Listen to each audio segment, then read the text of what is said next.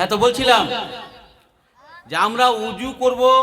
উজু করার পরে আল্লাহর নবী বলছেন কেউ যদি ভালোভাবে উজু করে এবং সুন্দরভাবে উজু করে আর উজু করার পরে যে দোয়াটি বললাম যদি বলে, তাহলে তার লাভ হলো, আল্লাহর নবী বলছেন ফুতিহাত লাহু সামানিয়াত আবওয়াবিল জান্নাতে ইয়াদখুলু মিন আইয়িহা শাআ, যে তার জন্য জান্নাতের 8টি দরজা খুলে যায়, যেটা দরজা দিয়ে তার খুশি সে প্রবেশ করতে পারে। তাহলে এরকম অপরচুনিটি আমরা ছাড়বো কেন? আমরা তো উজু করছি, একটু ভালো করে করব, প্রত্যেকটা অঙ্গ প্রত্যঙ্গকে আমরা ভালোভাবে করে ধৌত করব। তাহলে বুঝে গেলে এই দোয়াটি বললে জান্নাত আমরা যেতে পারবো ইনশাআল্লাহ। এবার প্রত্যেক দিন আমরা 5 ওয়াক্তের নামাজ পড়ি, 12 রাকাত সুন্নাতে মুআক্কাদা পড়ি। এই সুন্নাতে মুআক্কাদা আমরা অনেকেই অবহেলা করে ছেড়ে দিই। এর ফজিলত সম্বন্ধে নবী করিম সাল্লাল্লাহু আলাইহি ওয়াসাল্লাম বলছেন, মান সাল্লা ফি ইয়াউমিন ওয়া লাইলাতিন ইসনাতাইন আশারাতা রাকাতান বানাল্লাহু লাহু বাইতান ফিল জান্নাহ।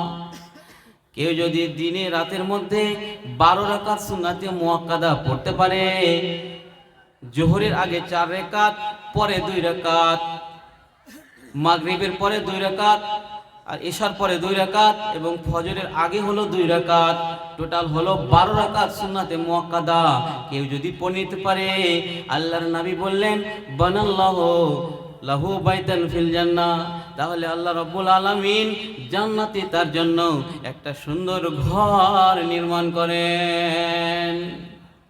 খুব ভারী জিনিস কি ভাই বলুন? আমরা তো সবাই পড়ি, অনেকে অবহেলা করি। 5 ওয়াক্তের নামাজ ফরজ, এটা পড়তে হবে। প্রত্যেকটা নামাজের গুরুত্ব আছে।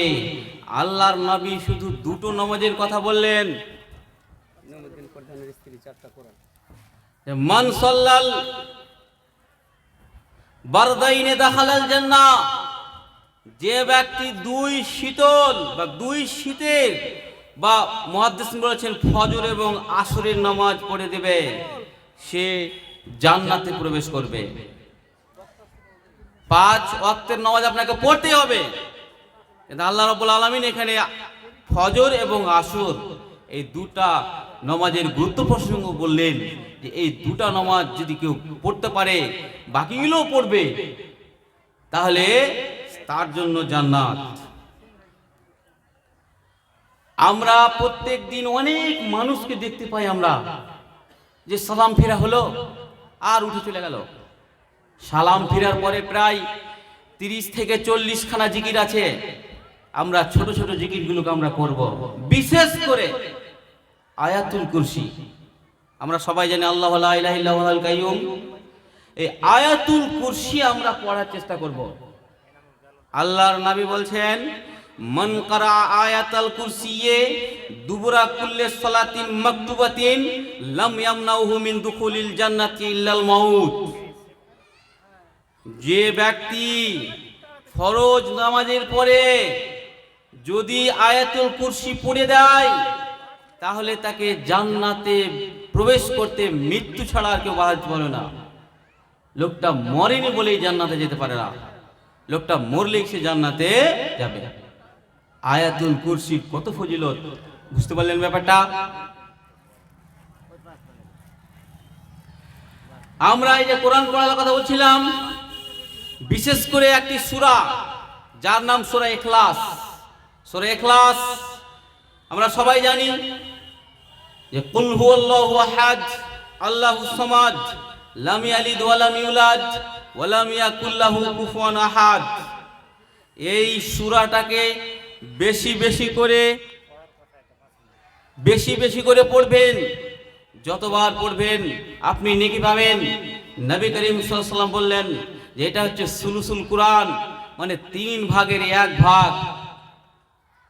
মানে আপনি যদি ধরুন 3 বার পড়েন তো পুরো কোরআন পড়ার সমান আপনি নেকি পেয়ে যাবেন। এক বেসন সাহাবী, তিনি এই সূরাটাকে এত পড়তেন যে নামাজ যখন পড়তেন তখন প্রত্যেক রাকাতে একটা সূরা ফাতিহা পড়ার পরে একটা সূরা পড়ার পরে এই সূরাটাকে তিনি ছাড়তেন না, সূরা ইখলাসকে তিনি ছাড়তেন না। তখন আশেপাশের সাহাবীরা ক্লেম করলো যে এইরকম কেন করছি। তখন এই ব্যাপারটা নবীর কাছে পৌঁছালো। নবী করিম সাল্লাল্লাহু আলাইহি ওয়াসাল্লাম বললেন, ওহে আমার সাহাবা, তুমি এইরকমটা কেন করছো? এই সূরা ইখলাসকে তুমি বারবার প্রতি রাকাতে পড়ছো কেন? কারণটা কি? তিনি বলেছিলেন যে ইন্নী উহিব্বু হাদিহি সূরা, নবী গো, আমি এই সূরাটাকে খুব ভালোবাসি। এই সূরাটাকে আমি মন থেকে ভালোবাসি, প্রাণ থেকে ভালোবাসি। এই সূরাটাতে আল্লাহর বর্ণনা আছে, একত্ববাদের বর্ণনা আছে। আল্লাহর নবী তাকে বলেছিলেন এই কথাটা, ক্বালা ইন্না হুব্বাহা আদখালাকাল জান্নাহ। আল্লাহর নবী বললেন যে এই সূরাটাই ভালোবাসার কারণে আল্লাহ রাব্বুল আলামিন তোমাকে জান্নাতে প্রবেশ করাবেন। তোমার এই ভালোবাসাই তোমাকে জান্নাতে নিয়ে যাবে। তা আমরা ভাই ও বাবাজিরা, এই ছোট্ট সূরা, আমরা এই সূরাটাকে বারবার বারবার পড়ার আমরা চেষ্টা করব। উঠতে বসতে যখনই আমরা সময় পাবো সূরা ইখলাস, ছোট্ট সূরা, আমরা পড়ার চেষ্টা করব। মা বোনদের সামনে একটা হাদিস বলি যে মা বোনেরা যদি 4টা কাজ করতে পারে তাহলে তাদের জন্য আল্লাহর নবী বলছেন যে জান্নাতে তাদেরকে সিকিউরিটি দিয়ে দিচ্ছেন। 4টা কাজ কি কি?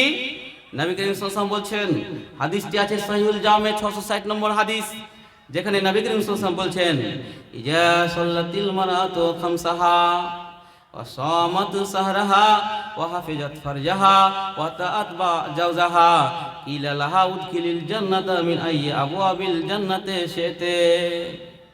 কোন মহিলা যদি 4টি কাজ করতে পারে, 1 নম্বর হলো দৈনিক থেকে 5 ওয়াক্তের নামাজ পড়তে হবে। দৈনিক 5 ওয়াক্তের নামাজ তাকে সময় সময়ে পড়ে দিতে হবে। অনেক মা বাবানেরা নামাজ পড়েন কিন্তু একটা সময়ের সময়কে কাটিয়ে অন্য সময়ে নিয়ে চলে যান, কাজের বাহানায় আর কিছুর বাহানায়। সেইভাবে পড়বেন না, যেটা যখন সময় সেই সময়ে নামাজ পড়বেন। কারণ এই নামাজ সম্বন্ধে বলা হচ্ছে যে নামাজটা নির্দিষ্ট সময়ের উপরই ফরজ করা হয়েছে। অতএব কোনো মহিলা যদি ঠিকঠাক করে সময়ে 5 ওয়াক্ত নামাজ পড়তে পারে, একটা। দ্বিতীয় নম্বর হলো সামাত সাহরাহা, যদি রমজান মাসে রোজা সে রাখতে পারে, রমজান মাসের রোজা যদি সে রাখতে পারে এবং তার লজ্জা স্থানে, 3 নম্বর হলো তার লজ্জা স্থানে সে যদি হেফাজত করতে পারে। 4 নম্বর, যদি সে স্বামীর অনুগতশীলা হয়ে যদি জীবনটাকে কাটাতে পারে, তাহলে আল্লাহর নবী বলছেন যে তাকে বলা হবে যে তুমি জান্নাতের যেই দরজা দিয়ে ইচ্ছু তুমি চলে যাও। এই 4টা গুণ মা বোনেরাকে বলছি আপনারা সব সময় চেষ্টা করবেন।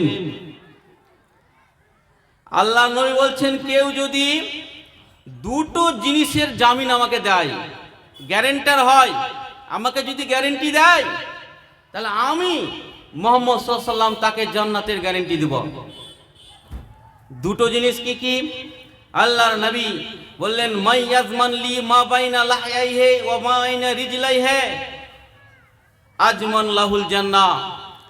দুনিয়ার মানুষ, তোমরা জেনে রাখো, তোমরা শুনে রাখো, তোমরা যদি 2টা জিনিসের জামিন আমাকে দিতে পারো, গ্যারান্টি দিতে পারো, একটি হলো যেটা 2 চোয়ালের মধ্যে থাকে অর্থাৎ জিভ, আর আরেকটি হলো লজ্জা স্থান যেটা 2 পায়ের মধ্যে থাকে। এই জিভের এবং এই লজ্জা স্থানের হেফাজত যদি আপনি করতে পারেন, এই জিভ দিয়ে যদি আপনি কাউকে কষ্ট না দেন, আপনি যদি মিথ্যা কথা না বলেন, আপনি যদি ভালো কাজে ব্যবহার করেন, আর আপনার এই লজ্জা স্থানকে যদি আপনি বৈধ পথ ছাড়া যদি অন্য কাজে না লাগান, তাহলে আল্লাহর নবী বলছেন যে আমি তার জন্য জান্নাতের জামিনদার, আমি তার জন্য জান্নাতের গ্যারান্টার। আপনি যদি জান্নাত যেতে চান তাহলে মাতা পিতার সেবা করেন। মাতা পিতার সেবা করলে জান্নাত যাওয়া যায়, বহু হাদিস আছে। আমি শুধু একটা করে হিংস দিয়ে পরের পয়েন্টে যাচ্ছি। আল্লাহর নবী বলছেন, নিমতু ফারাইতুনি ফিল জান্নাহ সামি'তু সাওতা কারিন ইয়াকরাউ। আল্লাহর নবী বললেন যে আমি স্বপ্নে দেখলাম যে আমি জান্নাতে চলে গেছি, আমি জান্নাতে পৌঁছে গেছি, আর সেইখানে গিয়ে দেখতে পেলাম যে একটা উচ্চ স্বরে একটা সুন্দর সুমধুর সুরুরতি কণ্ঠে একজনের আমি কোরআনের পড়ছে, আমি কেরাত শুনতে পেলাম, কোরআনের আমি আওয়াজ শুনতে পেলাম। জান্নাতে গিয়ে আল্লাহর নবী বলছেন যে আমি উচ্চস্বরে কোরআন পড়ছি, আমি কেরাত শুনতে পেলাম। আমি জিজ্ঞেস করলাম মান হাজা, এই লোকটা কে? হে, কে এমন লোক, কে এমন সম্মানীয় লোক যে জান্নাতে এসেও কোরআন পড়তে শুরু করেছে?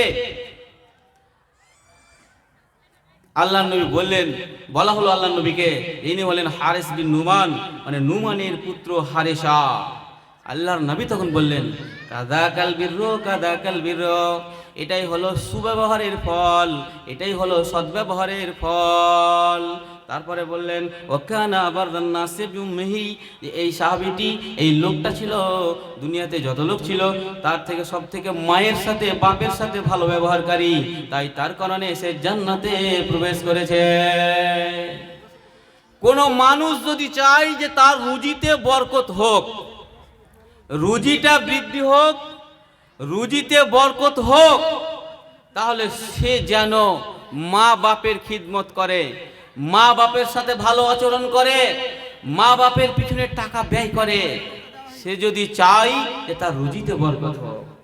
বর্তমান যুগে হাইরে শিক্ষিত সমাজ, যখন মা বাপ কষ্ট করে সব তার আরামকে হারাম করে দিয়ে একটা ছেলের পিছনে শ্রম দিয়ে ব্যয় দিয়ে কত রকম চেষ্টা করে নিজের কষ্ট নিজের আরমানকে সে বলে দিয়ে ছেলে মানুষ করে।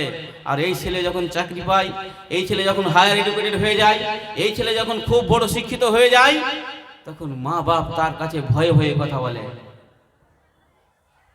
কিন্তু এই ছেলের মধ্যে যদি দিন থাকে, এই শিক্ষায় যদি সে শিক্ষিত থাকে, কোরআনের শিক্ষায় যদি সে শিক্ষিত হয়, তাহলে সে কোনো দিনই এরকম তার স্পর্ধা হতেই পারে না। কারণ সে জানে যে মা বাপ খুশি তো আল্লাহ খুশি। কারণ নবী করিম সাল্লাল্লাহু আলাইহি ওয়াসাল্লাম বলেছেন রেজার রব্বে ফি রেজাল ওয়ালিদে ওয়া শাকাতির রব্বে ফি শাকাতিল ওয়ালিদে, যে আল্লাহর সন্তুষ্টি মাতা পিতার সন্তুষ্টির মধ্যে রয়েছে, আর আল্লাহর অসন্তুষ্টি মাতা পিতার অসন্তুষ্টির মধ্যে রয়েছে। তাহলে বোঝা গেল যে মাতা পিতার সেবা করলে জান্নাত পাওয়া যায়। তারপরে কেউ যদি মসজিদ তৈরি করে, তাহলে আল্লাহ নবী বলছেন যে তার জন্য আল্লাহ তাআলা একটা ঘর জান্নাতে তৈরি করবেন। এবার একটা মজার হাদিস দেখেন, আমরা সকাল সন্ধ্যায় যখন ইচ্ছা তখন আমরা বলতেই থাকবো যে আল্লাহর কাছে জান্নাত চাইবো। জান্নাত চাও, আমরা দোয়া জানি তো সবাই, আল্লাহুম্মা ইন্নী, বলুন সবাই, আল্লাহুম্মা ইন্নী আসআলুকাল জান্নাত, আল্লাহুম্মা ইন্নী আসআলুকাল জান্নাত, আল্লাহুম্মা ইন্নী আসআলুকাল জান্নাতাল ফিরদাউস। এবং জাহান্নাম থেকে আমরা পানাহ চাইবো, আল্লাহুম্মা আজিরনি মিনান নার বা আল্লাহুম্মা ইন্নী আউযু বিকা মিনান নার। বক্তা সাহেব চলে এসেছেন, আমি আর লম্বা করবো না, এটা হাদিস বলে শেষ করবো ইনশাআল্লাহ। তো আল্লাহর রাসূল বলছেন যে কেউ যদি 3 বার জান্নাত চায়, আপনি চেয়ে আপনি ঘুমাচ্ছেন, আপনার জন্য জান্নাত আল্লাহকে বলবে আল্লাহুম্মা আদখিলহুল জান্নাহ, ও আল্লাহ ওই ভূতনির ওই গ্রামের একটা লোক আমার কাছে আসতে চেয়েছে, অতএব আল্লাহ গো ওই লোকটাকে তুমি জান্নাতে প্রবেশ করাও, তাকে জান্নাতে দাও। ওইরকম কেউ যদি 3 বার জাহান্নাম থেকে পানা চায়, 3 বার যদি জাহান্নাম থেকে বাঁচতে চায়, তাহলে জাহান্নাম আল্লাহকে বলবে ক্বালাতিন নারু আল্লাহুম্মা আজিরহু মিনান নার, যে আল্লাহ গো ওই যে লোকটা আমার কাছ থেকে বাঁচতে চেয়েছে, পানা চেয়েছে, তাকে তুমি জাহান্নামে দিও না, তাকে তুমি আমার বুকে দিও না। বক্তা সাহেব চলে এসেছেন, লম্বা করবো না। আমি এই এতক্ষণে আমি আপনাদেরকে যেটা বুঝাতে চাইলাম কনক্লুশন হিসাবে, যে আমাদেরকে এই দ্বীনি শিক্ষা শিখতে হবে, এই ইসলামিক জ্ঞান আমাদেরকে অর্জন করতে হবে যতদূর পারবেন। এখন তো অ্যান্ড্রয়েড মোবাইল হয়েছে, আপনি মোবাইলে গান না শুনে 2টা কোরআন আয়াত শুনুন, 2টা হাদিস শুনুন, অনেকের বক্তব্য ইউটিউবে ডাউনলোড হয়ে আছে, আমরা শোনার চেষ্টা করেন। এবং একটু দুনিয়াতে যতদিন আসবেন একটু ভালো ভালো কাজ করার চেষ্টা করুন। তো পরিশেষে আল্লাহর কাছে দোয়া করব, আল্লাহ গো আমাদের সকলকেই যেন ভালো ভালো কাজ করার তৌফিক দান করেন। সকলে বলেন আল্লাহু আমিন। এখান থেকে আমার বক্তব্য করছি। ওমা আলাইনা বালাগ ওয়া আলাইকুমুল হিসাব। আসসালামু আলাইকুম ওয়া রাহমাতুল্লাহি ওয়া বারাকাতুহু। আসসালামু আলাইকুম। আমাদের এই মাদ্রাসা আমাদের নিজস্ব সহযোগিতার উপরে চলে এবং তার সাথে সাথে আমাদের এই ছেলেরা যারা লেখাপড়া করে এরা আমাদের সামনের দিনের ভবিষ্যৎ প্রজন্ম উজ্জ্বল করার একটা জিনিস। এখন বর্তমানে আমাদের এই মাদ্রাসারই একটা ছোট্ট বাচ্চা 2-4 মিনিট আপনাদের সামনে কিছু বলবে, তার জন্য তো আমি বলছি। ছেলেটার নাম হচ্ছে আমিনুল ইসলাম, বাংলায় কিছু বলবে, বাংলা বক্তব্য দেবে।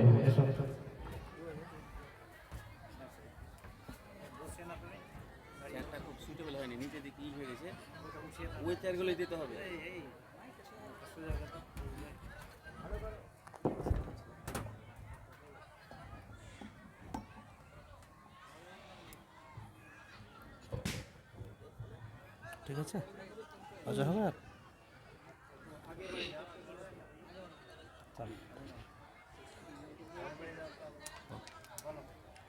السلام عليكم ورحمة الله وبركاته. نحمده ونصلي على رسوله الكريم. أما بعد فأعوذ بالله من الشيطان الرجيم. بسم الله الرحمن الرحيم. أسألونك عن الخمر والميسر قل فيهما اسم كبير. وقال النبي صلى الله عليه وسلم لا يدخل الجنة أق ولا كمار ولا منان ولا مدمن خمر. সকল প্রশংসা সমস্ত গুণগান সে মহান রব্বুল আলামিনের দরবারে, যিনি আমাদেরকে এই জলসার মাহফিলে আসার এবং বসার তৌফিক দান করেছেন। তাই সকলে বলুন আলহামদুলিল্লাহ। তারপরে পরে আখিরি নবী জনাবে মুহাম্মদ সাল্লাল্লাহু আলাইহি সাল্লামের উপর লক্ষ কোটি দুরূদ ও সালাম বর্ষিত হোক। তাই সকলে বলুন আল্লাহুম্মা সাল্লি আলাইহি আল্লাহুম্মা বারিক আলাইহি। সম্মানিত উপস্থিতি, আজকে আপনাদের সামনে আমার বক্তব্যের বিষয় হচ্ছে নেশাদার দ্রব্য। নেশাদার দ্রব্য সম্পর্কে কিছু আমি গুরুত্বপূর্ণ কথা বলবো ইনশাআল্লাহ। নেশাদার দ্রব্য শুধু মানুষকে অন্যায় কাজের দিকে, খারাপ কাজের দিকে, জাহান্নামের দিকে এগিয়ে নিয়ে যায়। এই মর্মে রাসূল সাল্লাল্লাহু আলাইহি সাল্লাম বলেছেন, আন আবি দারদা রাদিয়াল্লাহু আনহু قال اوصاني خليلي لا تشرب الخمر فانها مفتاح كل شر।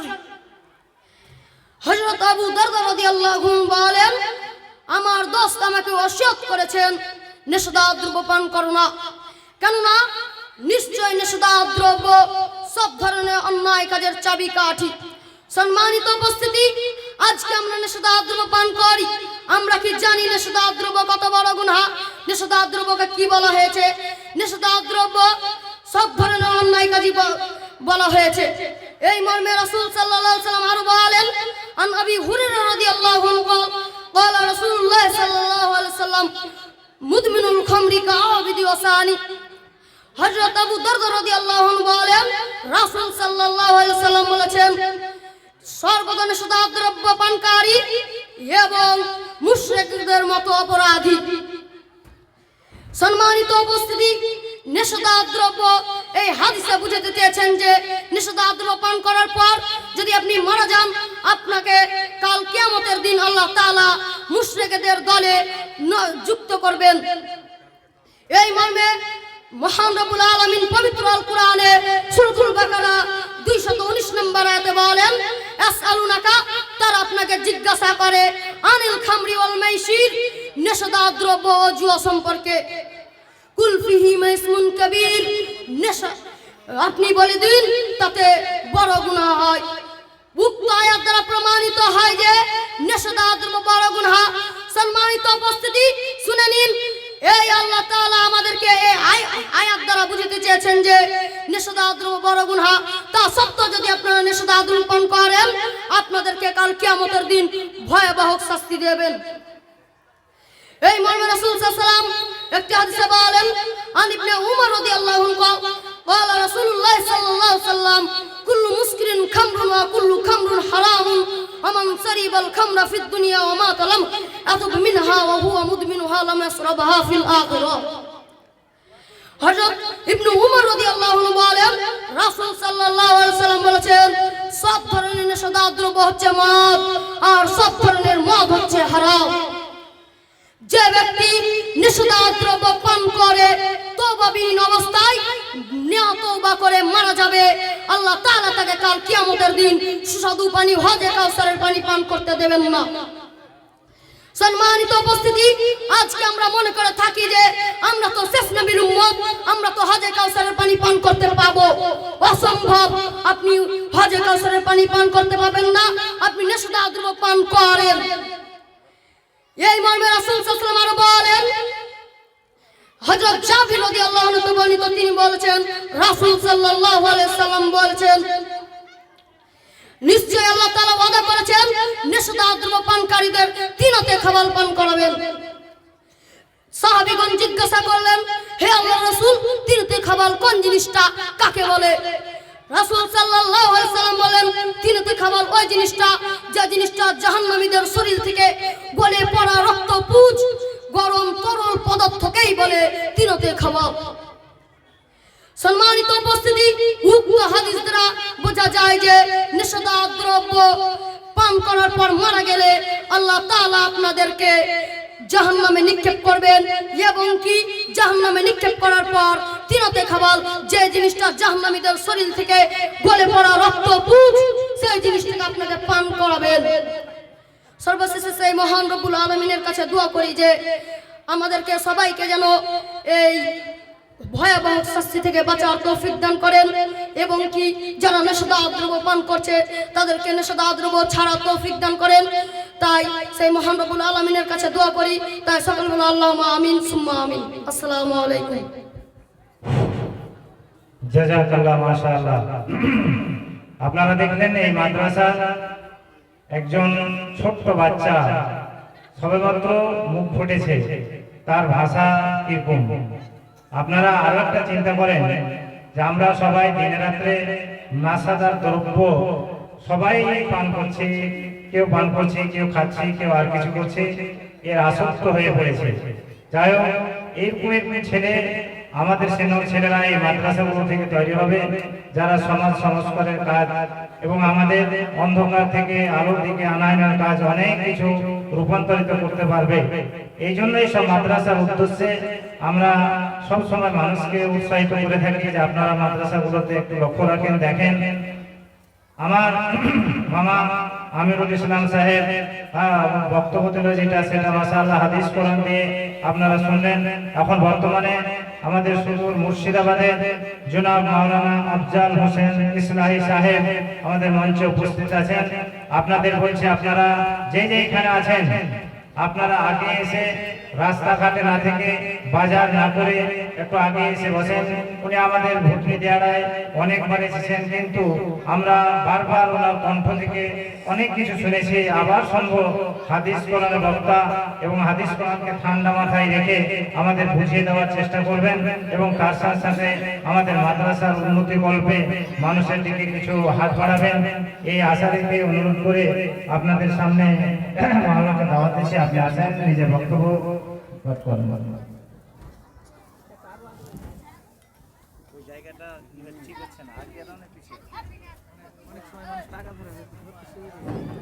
ইউটিউবার যারা আছো তারা বারবার ডিস্টার্ব করবে না।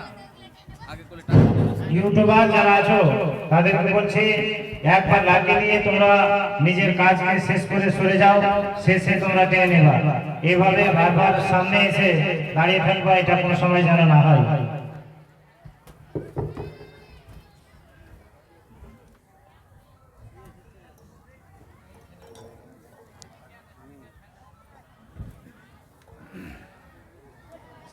জানবো, আমি ঠিক করে দিচ্ছি।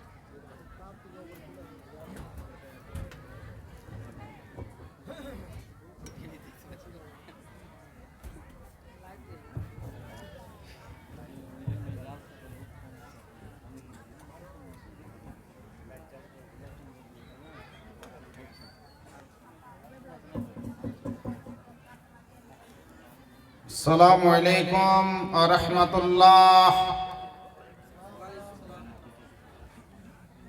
ভাই শীত তো পড়েইনি, তো ব্যাটারি বসলো কিভাবে? আওয়াজ হলো না তো। আসসালামু আলাইকুম ওয়া রাহমাতুল্লাহ। যারা পেছনে দাঁড়িয়ে আছেন একটু মেহেরবানি করে বসে যান ভাই। যারা রাস্তাঘাটে আছেন, রাস্তাঘাটে অত্যন্ত ভিড় দেখলাম। রাস্তাঘাটে যারা আছেন, ছেলে মেয়ে নির্বিশেষে, তাদের কাছে আমার আবেদন, আজকের আমাদের এই যে মাদ্রাসার জালসা প্রতি বছর এটা হয়ে থাকে, এটা একটা বড় প্রোগ্রাম, আজিমুস শান জালসা, এ মাদ্রাসার সম্মানার্থে, এবং এখানে পৃথিবীর শ্রেষ্ঠ সাবজেক্ট পবিত্র কোরআন সেটা